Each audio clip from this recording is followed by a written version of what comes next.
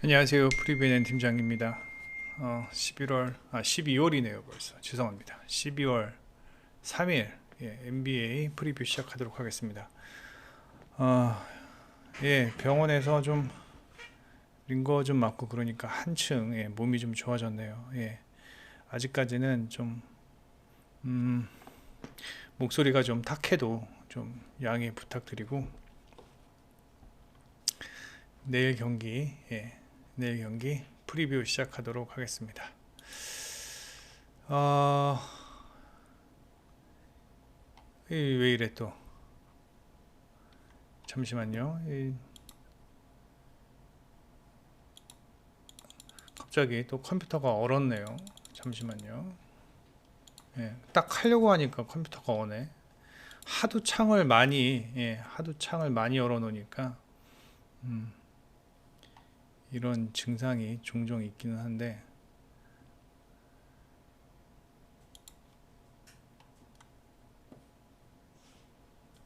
된 것 같습니다.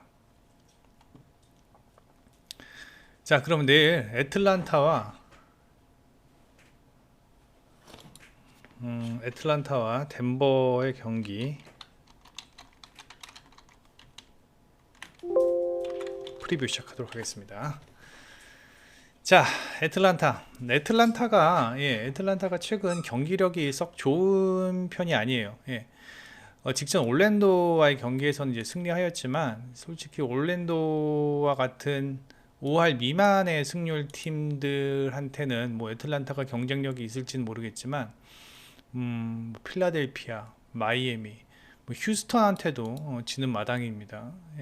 뭐 클리블랜드한테도 패하고 지금 현재 애틀란타가 경기력이 썩 좋은 상황이 아니에요. 벤치 자원들의 부상도 좀 상당히 많고, 그 다음에 제가 애틀란타 경기 항상 이야기할 때마다 뭐 애틀란타는 0을 빼놓고는 이야기할 수 없죠. 0이 너무 공을 많이 가지고 다닌다. 너무 좀 뭐라 그래야 되나? 뭐 우리 고등학교 때 뭐 얘기하면 혼자 해요. 혼자. 너 혼자 하냐? 막 할 정도로. 너무 혼자 하는데 사실 영이 볼핸들러 역할은 상당히 잘합니다. 영의 볼핸들러 역할은 상당히 잘하는데 문제는 영이 자기 공격에 대한 욕심을 버리지 않아요. 자기 득점도 하면서 볼핸들러 역할을 같이 하려다 보니까 이제 문제가 생기는 겁니다. 영 같은 경우 보면은 지금 영 같은 경우 올 시즌 21경기 했는데 27.8점 득점에 어시스트 9.6개 상당히 좋아요. 그리고 최근 5경기 보면은 29.8점에 어시스트 10개 뭐 거의 비슷하죠. 한 2점 정도 오르는 모습인데 이런 상황에서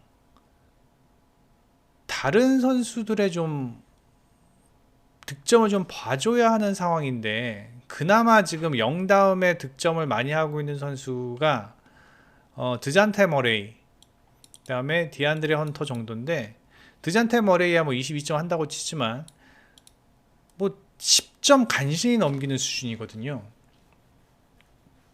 게다가 지금 0의 3점 슛감을 보면은 0 같은 경우 지금 30%입니다. 30%. 아니 적게 던지고 30%는 말을 안 하는데 많이 던져요. 8개 던진다고요. 8개 던지는데 30%입니다. 그래서 최근 애틀란타의 어떤 3점 슛감을 보면은 34%로 뭐 한 평균보다 조금 미친데 문제는 3점 시도율이 좀 많다라는 점이에요. 3점 시도율이 조금 많다. 그러니까 전반적으로 대부분의 고른 선수들이 3점을 던졌을 때의 38%가 아니라 0 혼자 던져가지고 38%면 좀 많다라는 거예요. 지금 애틀란타 보면은 3점 시도가 있는 선수가 콜린스와 0 말고는 없어요. 그나마 뭐 디안드레 헌터 정도. 그러니까 지금 전반적으로 밸런스가 안 맞는다라는 겁니다. 지금 애틀란타가 잘 나가려면은 카펠라의 득점이 높아져야 되는데 카펠라 같은 경우 최근 5경기 8점 득점하고 있습니다. 8점. 거기다가 오늘 카펠라가 GTD인데 카펠라마저 못 나온다면 지금 덴버의 요키치를 막을 수 있는 유닛이 딱히 보이지 않고, 오늘 애틀란타가 좋은 경기를 하기는 영이 계속적인 지속적으로 그러한 경기를 한다고 하면은 좀 힘들지 않나라는 생각이 듭니다. 네. 그래서 제 생각에는 영의 역할이 오늘 경기에서 상당히 좀 중요하고, 그래서 영이 좀 그런 욕심, 아예 영 대신에 그냥 머레이가 좀 확실히 볼핸들러 역할을 제대로 해주면서 영을 아예 그냥 슈팅 가드로 쓴다고 하면은 모를까, 뭐 그렇게도 안 하더라고요. 그리고 드잔테 머레이가 또 그럴 만한 능력이 썩 있는 것도 아니고요. 38분 뛰는데 어시스트 4개밖에 안 되거든요. 그러니까 지금 백코트에서 애틀란타가 좀 문제가 있다. 문제가 있고, 오늘 카펠라가 GTD이다라는 거 생각을 해보셔야 되고, 덴버 같은 경우는 덴버도 이제 머레이, 저긴 드잔테 머레이고 여기는 자말 머레이인데, 머레이가 최근 뭐 좋은 활약을 보여주고 있습니다. 머레이랑 그 다음에 최근에는 뭐 브루스 브라운은 직전 경기에서 안 나왔더라고요. 3분밖에 안 뛰었더라고요. 그래서 브루스 브라운 대신에 콜드웰 퍼프가 백코트에서 무난하게 해주고 있습니다. 무난하게. 제가 봤을 때는 막 솔직히 덴버의 백코트가 그렇게 강하다고 생각하진 않는데, 대신 그런 건 있어요. 덴버에서 나오는 벤치 백코트 자원들은 공격보다는 수비에 포커스를 좀 맞추는 경우가 좀 있습니다. 오히려 그게 난 것 같아요. 제가 봤을 땐. 왜냐면 덴버에는 요키치라는 확실한 스코어러가 있잖아요. 요키치라는 확실한 스코어러가 있고, 요새 요키치 미쳤습니다. 최근 한 2주 전까지만 해도 좀 빌빌거리더니 갑자기 다시 폼이 좋아지는 모습이에요. 최근 5경기 3점이 44%입니다. 44%. 물론 뭐 많이 던지지는 않지만 일단 뭐 득점도 27점 해주고 있고요. 최근 5경기. 제가 봤을 때는 뭐 요키치가 직전 휴스턴전에서도 뭐 25분, 26분 정도밖에 안 뛰었어요. 연전 다. 왜냐면 일찌감치 이기고 있었기 때문에 뭐 길게 뛸 이유가 없었거든요. 뭐 시간 배분도 상당히 잘 되어 있는 상황이고, 그래서 저는 오늘 이 경기는 덴버가 원정에서 뭐 나쁜 모습 보이는 것도 아니고, 그렇다고 애틀란타도 뭐 홈에서 한 5할 승률 하네요. 6승 4패. 제가 봤을 때 이건 덴버가 가져갈 수 있다. 덴버가 가져갈 수 있고, 제가 봤을 때는 애틀란타의 최근 득점력을 본다면, 그 다음에 덴버의 최근 수비력을 본다면, 언더 사이드에서 일단 뭐 저는 이제 오버 언더보다는 일단 덴버의 승리가 가장 유력해 보입니다. 덴버의 승리 예상합니다. 그 다음에 GTD가 없는 게 요거 클리블랜드 경기 봅시다. 클리블랜드는 최근 이제 클리블랜드가 백커트가 강한 팀이죠. 최근 르버트가 부상해서 복귀했어요. 르버트가 부상해서 복귀하면서 백커트가 다시 강해졌습니다. 그리고 직전 경기에서 르버트가 뭐 완전히 자기 충분히 쉬었기 때문에 나 이제부터 보여줄게 할 정도로 최근 좋은 폼을 보여줬고, 이때 필라델피아전에서요. 뭐 르버트 혼자 날라다녔어요. 르버트가 오히려 출장 시간이 길었고 미첼이 출장 시간이 적었습니다. 직전 필라델피아전에서는. 그리고 오늘 경기 알렌이 경기에 나서지 못하고 모블리가 나올 것으로 보이는데, 뭐 실질적으로 지금 올란도에도 오늘 웬델 카터 주니어가 못 나와요. 웬델 카터 주니어가 못 나오기 때문에 알렌이 못 나온다고 하더라도 모블리 혼자 프론트 코트를 지배하는 데는 큰 어려움이 없을 것 같고, 그 다음에 백코트에서의 싸움, 미첼, 르버트, 갈란드, 그 다음에 뭐 여기는 누가 있을까요? 반케로, 그 다음에 뭐 좀 한다 썩스 뭐 일단 뭐 지금 보는 것도 무의미하고 백코트에서 상대가 안 돼요. 클리블랜드랑 올랜도는요.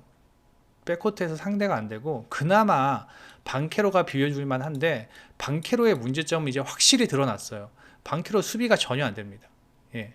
수비를 안 하는 건지 공격하려고 수비할 때 좀 아껴 놓는 건지 모르겠지만 방케로가 수비가 안 돼요. 예.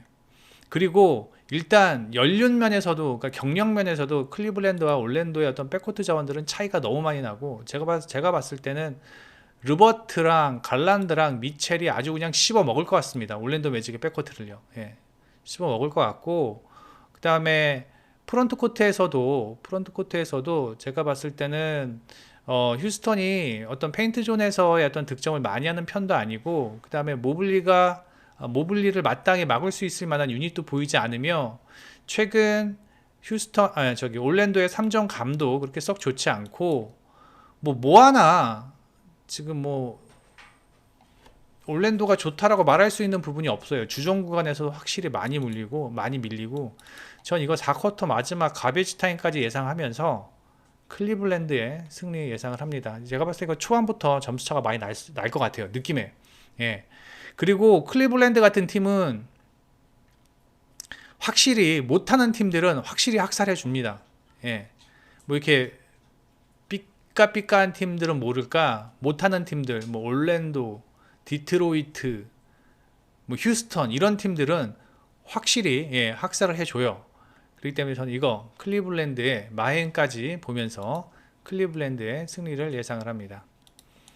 그 다음에 미러키와 레이커스 경기인데 미러키는 오늘 미들턴 복귀 얘기가 있어요. 예, 미들턴 복귀 얘기가 있는데 뭐 솔직히 미들턴이 나와봐야 얼마나 하겠습니까? 그 거의 얼마만이야? 뭐 상당히 긴 시간인데 뭐 미들턴이 나와서 뭐 미러키가 오늘 전력이 급상승하겠다라는 생각은 전혀 없습니다. 예, 전혀 없고 그냥 뭐 잠깐 한 10분 정도 뭐 뛰면서 조금씩 몸을 만들어가지 않겠나라는 생각을 하고 그다음에 레이커스 같은 경우는 뭐 앤서니 데이비스와 르브론 제임스가 GTD입니다. 항상 GTD, 항상 GTD죠. 항상 GTD인데 오늘 경기는 글쎄요. 내일 경기는 뭐 나오지 않을까요? 나오지 않을까 생각을 하는데 일단 뭐 다 나온다라는 가정하에 예상을 해볼게요. 항상 다 나와요. 다 나오고 자 레이커스가 최근 이제 어느 정도 경기력이 살아났어요. 최근 하나 둘셋넷 다섯 여섯 일곱 8경기에서 단 2패만을 할 만큼 레이커스의 경기력이 살아났다. 거기에 핵심에는 르브론 제임스와 앤서니 데이비스가 분명히 있죠. 뭐 오스틴 리브스가 뭐 나름 뭐 굳은 일도 열심히 해주면서 허슬 플레이도 열심히 해주면서 뭐 백코트에서 웨스트브룩과 함께 잘 해주고 있다라는 긍정적인 요소도 있지만 역시나 핵심은 르브론 제임스였어요. 제임스가 즉 최근 이때 한창 안 좋을 때까지만 해도 한창 안 나왔었죠. 뭐 샌안토니오 전부터 나왔나 뭐 언제부터 나왔나 하여튼 나온 지가 얼마 안 됐어요. 나온 지가 얼마 안 됐는데 그 전까지만 해도 슛감이 너무 안 좋았어요. 슛감이 너무 안 좋았었는데 특히 3점 슛 제가 그때 말씀드렸죠. 17개인가 던져가지고 한 개밖에 안 들어갔다고 제가 말씀을 드린 기억이 있는데 최근 르브론 제임스가 3점 성공률이 50%예요. 어마어마하죠. 평균 7개 던지는데 50%면 상당히 높은 겁니다. 정말 높은 거예요. 50%고 그다음에 앤서니 데이비스는 뭐 워낙 잘해주고 있고 그래서 솔직히 레이커스는 데이비스와 제임스의 어떠한 두 명이 뭐 팀을 끌고 간다고 해도 과언이 아니죠. 뭐 최근 거기다가 이제 양념으로 웨스트브룩이 해주고 있는데 문제는 왜 제임스나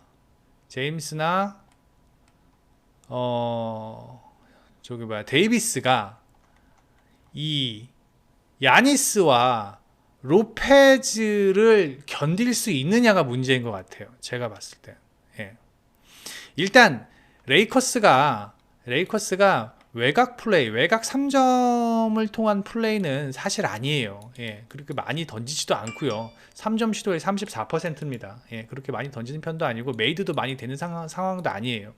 결국은 앤서니 데이비스와 르브론 제임스의 어떤 페인트 존에서의 어떤 득점력이 어느 정도 발휘를 해줘야지 오늘 미러키의 경기에서 이길 수 있는데, 과연 로페즈나 야니스를 넘을 수 있을까라는 고민을 해보았고, 일단 로페즈는 데이비스와 제임스가 어느 정도 뚫을 수 있다라고 생각을 해요. 왜냐하면 로페즈가 좀 둔하기 때문에 스피드로 승부를 볼 수 있다라고 하지만 야니스는 아니다. 야니스는 아니다. 예. 야니스는 일단 저는 야니스의 장점은 공격도 공격이지만 어떤 수비에서의 역할도 상당히 혁혁하거든요. 야니스 같은 경우는 플러스 마이너스가 10점이에요. 10점. 예, 이 얘기는 뭐냐면 그만큼 수비에서도 상당히 좋은 역할을 해주고 있다라는 점이고, 최근 5경기 35점 넣어요. 예. 아무리 르브론 제임스와 앤서니 데이비스가 좋은 폼을 보이고 있다고 하더라도 떠오르는 신성은 아니지만 이젠 신성은 아니죠. 어느 정도 짬이 됐으니까. 예.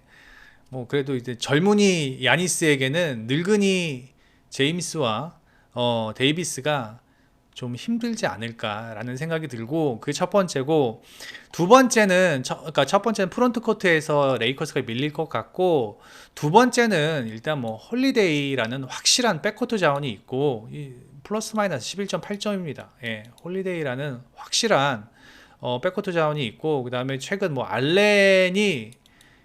알렌의 플레이 보면은 저는 알렌 같은 스타일 너무 좋아하는데 티 안 나게 잘해요. 예, 티 안 나게 잘해요.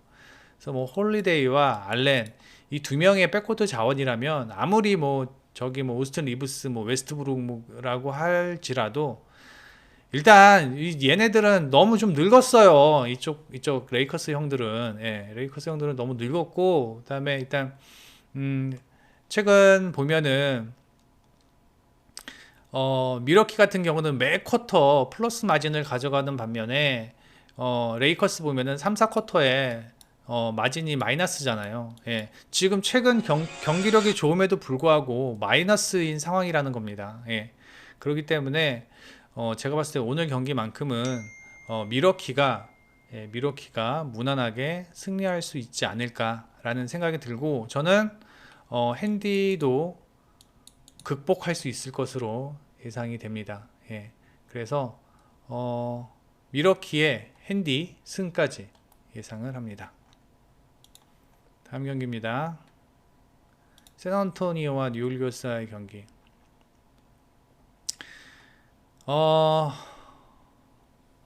샌안토니오 포틀이 안 나와요. 포틀이 안 나오거든요. 그러면 자이언이랑 발렌슈나스는 누가 막을 건데?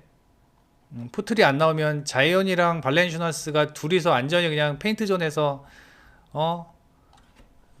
거의 놀이터 수준일 것 같은데요. 제가 봤을 땐 이거. 예. 그렇다고 바셀, 존슨 시즌 초반만 해도 센세이션이었었는데, 센세이션이라기보다는 나름 좋은 폼을 보여줬었는데, 시간이 흐르니까 미천 다 드러나고 있어요. 예. 너무 턴오버도 많고 어떤 경기 흐름도 잘 캐치 못하는 것 같고, 그 다음에 뉴올 같은 경우는 잉그램이랑 맥컬럼 없이도 지금 2경기 이겼어요. 예, 잉그램이랑 맥컬럼 없이도 2경기 승리했는데, 오늘 맥컬럼이 나올 것 같아요. 지금 현지 미디어에 보면은, 잠시만요. 뭐 이렇게 문자 카톡 이렇게 많이 오는지 모르겠네. 예, 맥컬럼이 오늘 경기에 나온다면은 확실히 백코트에서의 어떠한 그 안정감은 가져갈 수 있을 것으로 예상이 되고, 이건 솔직히 분석이 필요 있나? 마이너스 7.5 정도는 뉴올리언스가 저는 충분히 해줄 수 있을 거라 예상이 되며, 지금 샌안토니오의 오버롤 실점이 121점, 123점, 득점은 줄어들고 있고요. 그 다음에 뉴올리언스는 117, 111인데 득점은 늘어나고 있고 실점은 줄어들고 있고, 그 다음에 주전 구간에서 차이 보세요. 주전 구간에서 마이너스 10점입니다. 여긴 플러스 12점이고, 벤치 구간도 샌안토니오 마이너스, 3점 슛도 29%와 36%. 맥컬럼 오늘 출장하게 되면 이것도 좀 늘어날 겁니다. 예, 37, 8까지도 늘어날 것으로 보이고, 턴오버가 좀 많네요. 예, 그리고 이제 이거죠, 이거. 예. 자이온과 발렌슈나스의 장점이 이거예요. 58점. 페인트존에서. 예. 제가 봤을 때는 딱 오늘 내일 경기 뉴올리언즈가 한 60점 늘 것 같습니다. 페인트존에서. 예. 요거 보니까 샌안토니오가 58.8점 먹네요. 페인트존에서. 아, 60점 더 넣겠다. 포틀이 없으니까. 뭐 긴 분석이 필요치 않다고 생각을 합니다. 그래서 뉴올리언스가 마이너스 핸디캡까지 충분히 해줄 수 있을 것으로 예상이 됩니다. 그 다음에 이 경기는 12시 경기 때문에 무조건 해야 되는 경기잖아요. 그죠? 시카고와 골스와의 경기.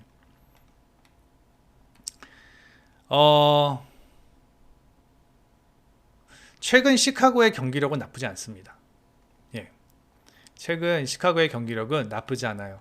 그 시즌 초반 요때 빌빌거렸던 시카고는 확실히 아닙니다. 예. 시카고에 지금 제일 핫한 선수가 누구냐면 드로잔. 뭐 드로잔이 요새 뭐 쏘면 다 들어갑니다. 예, 미들라인에서 쏘면 다 들어가요. 그리고 라빈도 좀 각성한 모습입니다. 라빈도 최근에 라빈이 출장 시간이 조금씩 이제 많이 늘어났고, 그 다음에 득점도 많이 하고 있는 상황. 예. 그 다음에 뭐 드로잔 플러스 7이죠. 3점 슛 55.6%. 뭐 많이 던지진 않지만 라빈은 조금 많이 던지는데 3점이 좀 높지 않고요. 거기다가 뭐 부셰비치, 그 다음에 카루소와 도스모와 같이 어떤 헌신적인 백코트 자원이 있다라는 점. 뭐 이런 면에서는 최근 시카고가 나쁘진 않아요. 나쁘진 않아요. 그런데 문제는 뭐냐면, 문제는 골스가 홈에서만큼은 매우 경기력이 좋다라는 거예요. 홈에서 덴버랑 한 경기 빼곤 다 이겼어요. 유타 핫한 유타, 그 다음에 클리블랜드, 세크라멘토도 나름 뭐 핫하죠. 예, 뭐 레이커스 다 이겼어요. 예. 그런데 시카고가 과연 비빌 수 있을까라는 생각이 드는데, 자, 이 경기는 전 이렇게 봐요. 골스 같은 경우는 3점에 포커스를 많이 맞춘 팀이에요. 커리, 조던풀, 위긴스, 탐슨, 뭐 이런 선수들이 있는 상황에서 커리는 일단 상수라고 생각을 하고, 이 나머지 3명 중에서 한 명만 터져줘도 골스는 무난하게 경기를 가져가는 경우가 상당히 많았어요. 스테판 커리 탐슨 또는 스테판 커리 풀스, 이렇게 해가지고 한 명만 살아나도 골스가 경기를 가져가는 경우가 많았는데, 원정에서는 이 3명 중에 한 명도 살아나는 경우가 없는데 홈에서는 분명히 한 명이 살아나더라고요. 풀이 터지든지 탐슨이 터지든지 위긴스가 터지든지 터지긴 터지더라고요. 그렇게 되면은 시카고가 오늘 경기 힘들지 않을까. 시카고는 의외로 3점 의존도가 적은 팀입니다. 3점 슛 시도가 28%밖에 안 돼요. 그러니까 즉 어떤 플레이냐면은 포지션마다 꼬박꼬박 2점을 득점해 가면서 그렇게 경기를 끌어가는 팀인데, 경기가 벌어지게 되잖아요. 그러면 불스가 따라가는데 상당히 힘들어요. 왜? 3점을 많이 던지지도 않고, 그렇다고 3점 적중률이 그렇게 썩 높은 팀도 아니잖아요. 예. 그래서 제가 봤을 때는 한번 점수차가 벌어지면은 따라가기가 여간 힘든 게 아닙니다. 시카고 같은 팀은요. 시카고 같은 팀이 이기려면은 계속 타이트하게 팽팽하게 경기가 흘러가야 돼요. 예. 계속 타이트하게 경기가 흘러가야 되는 상황에서 뭐 2포지션, 아무리 많아야 3포지션 사이에서 경기가 흘러가는 상황에서 나중에 뭐 시카고가 역전을 하던 간에 뭐 그렇게 돼야 되는데, 한번 점수차가 벌어져 버리면은 그러면 시카고는 따라갈 수 있는 동력을 잃게 됩니다. 3점 플레이가 적은 팀이에요, 시카고는요. 예. 뭐 드로잔이나 뭐 부셰비치 같은 그 2점 플레이, 이전 플레이는 꼬박꼬박 잘하고는 있지만 만약에 자 시카고의 필드골 메이드 보면은 47%예요. 그러니까 두 번 중에 한 번은 실패한다는 얘기잖아요. 그죠? 근데 그 한 번 실패할 때마다 골스한테 3점 맞아 버리면은 그 다음에는 한 번 성공하더라도 세 번 중에 두 번을 성공해야지 쌤쌤인 모양인 겁니다.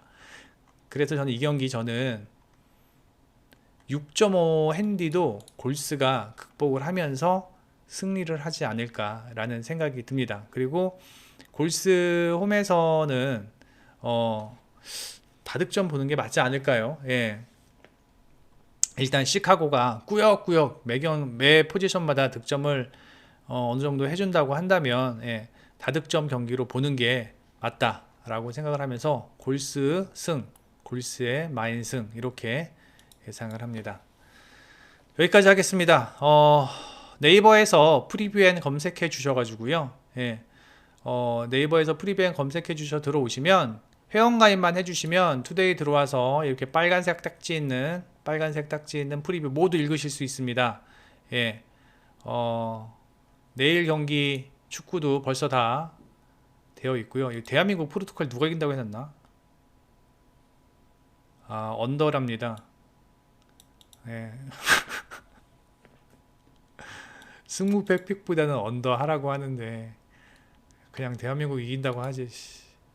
예, 그렇습니다. 네, 이렇게 빨간 딱지 이기는 거, 예, 다 볼 수 있으니까, 회원가입 많이 해주시고, 그 다음에 구독, 좋아요 꼭 눌러주시고, 좋아요 많이 눌러주셔야, 예, 저도 건강하고 힘이 나서 씩씩하게 열심히, 예, 방송도 하고, 그렇습니다. 그 다음에, 멤버십 가입도 꼭 부탁드리면서, 예, 멤버십 가입 꼭 부탁드리면서, 여기까지 하겠습니다. 예.